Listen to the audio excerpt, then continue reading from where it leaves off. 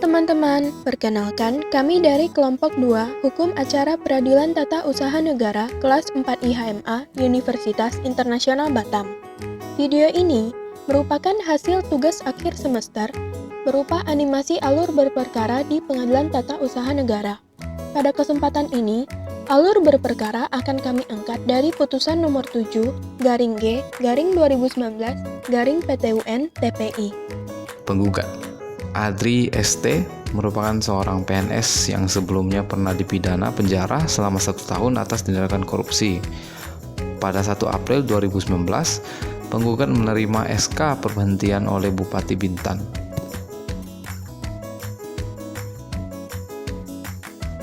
Penggugat tidak terima karena KTUN tersebut tidak sesuai dengan Undang-Undang Republik Indonesia Nomor 5 Tahun 2014 tentang ASN. Pasal 87 ayat 2 di mana dijelaskan PNS dapat diberhentikan karena melakukan tindak pidana dengan hukuman penjara minimal 2 tahun, sedangkan penggugat hanya pernah dipidana penjara 1 tahun.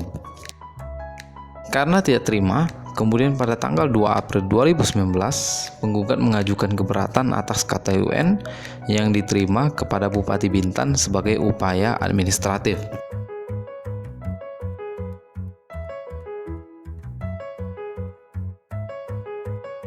Dalam tenggang waktu 90 hari, tepatnya 24 Juni 2019, penggugat dan kuasa hukumnya mengajukan gugatan ke Pengadilan Tata Usaha Negara Tanjung Pinang dengan menyerahkan berkas ke petugas meja pertama yang kemudian diperiksa oleh petugas meja pertama.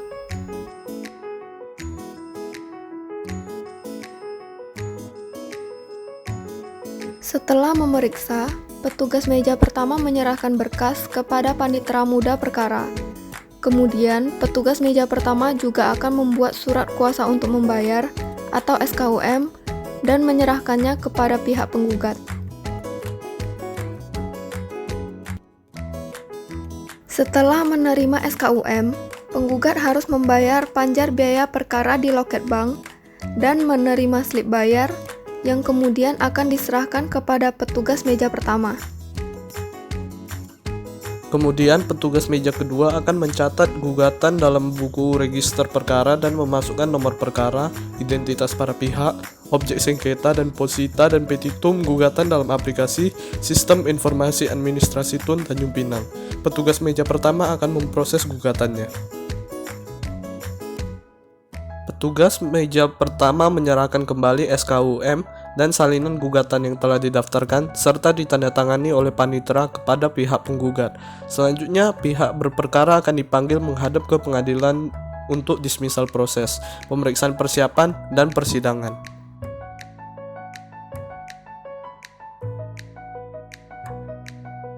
Setelah pemeriksaan administrasi, Ketua Pengadilan melakukan penelitian terhadap gugatan untuk ditetapkan dengan pertimbangan bahwa gugatan itu layak dilanjutkan atau tidak. Setelah gugatan lolos proses dismisal, Majelis Hakim mengadakan pemeriksaan untuk melengkapi gugatan yang kurang jelas sebelum pemeriksaan pokok perkara dimulai.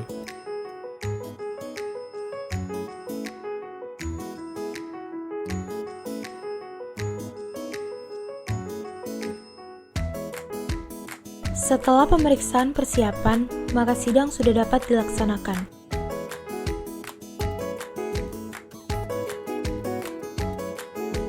Pada tanggal 31 Juli 2019, sidang perkara 7/G/2019/PTUN TPI dimulai dengan pembacaan gugatan. Penggugat menyampaikan gugatannya secara lisan dan pihak tergugat keberatan dengan isi gugatan tersebut, sehingga pihak tergugat memohon waktu untuk mempersiapkan jawaban dan eksepsi. 1 minggu kemudian, 7 Agustus 2019, sidang dibuka kembali dengan agenda jawaban dan eksepsi oleh pihak tergugat yang disampaikan secara lisan. Sidang kemudian ditunda 1 minggu ke depan untuk replik penggugat. 14 Agustus 2019, sidang dilanjutkan dengan agenda replik oleh pihak penggugat. Penggugat menyampaikan replik atau perlawanan atas jawaban atau eksepsi yang disampaikan tergugat pada minggu sebelumnya. 21 Agustus 2019. Acara jawab-menjawab masih dilanjutkan dengan duplik yang disampaikan oleh pihak tergugat. Setelah itu, majelis hakim merasa sudah cukup dengan acara jawab-menjawab, maka sidang ditunda 1 minggu ke depan untuk pemeriksaan bukti tertulis. 28 Agustus 2019. Pihak penggugat dan tergugat bergiliran mengajukan bukti surat tertulis. Pihak yang lain diharuskan untuk maju ke hadapan hakim ketika salah satu pihak menyerahkan bukti surat tertulis. 4 September 2019, sidang dilanjutkan dengan pemeriksaan saksi. Saksi 1 diajukan oleh tergugat. Saksi akan diminta untuk maju dan bersumpah sesuai agamanya dan kemudian kembali ke tempat duduknya untuk memberikan keterangan saksi. 11 September 2019, masih dengan agenda pemeriksaan saksi, saksi 2 juga diajukan oleh tergugat.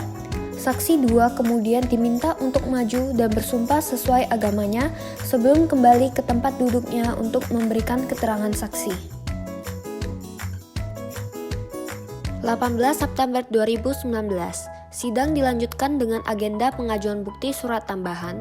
Tahap ini bukan merupakan tahapan wajib dalam persidangan. Dalam perkara ini, kedua belah pihak setuju untuk mengajukan bukti surat tambahan.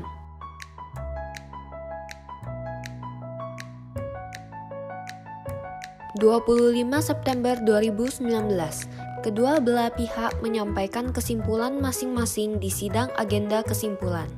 Diawali dengan penyampaian kesimpulan oleh pihak penggugat yang kemudian dilanjutkan oleh pihak tergugat.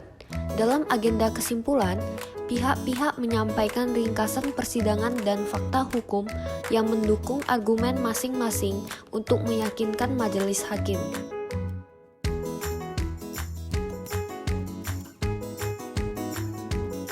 Setelah agenda kesimpulan, majelis hakim melakukan musyawarah secara tertutup.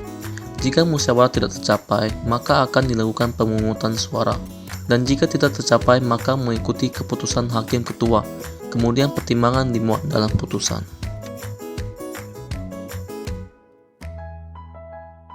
Oktober 2019, agenda sidang terakhir merupakan pembacaan putusan.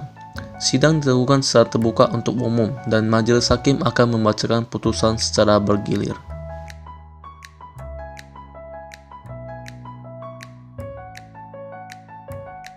Setelah membacakan putusan, majelis hakim mengetuk palu 3 kali tanda sidang selesai. Perkara ini pun dimenangkan oleh pihak penggugat sesuai keputusan majelis hakim.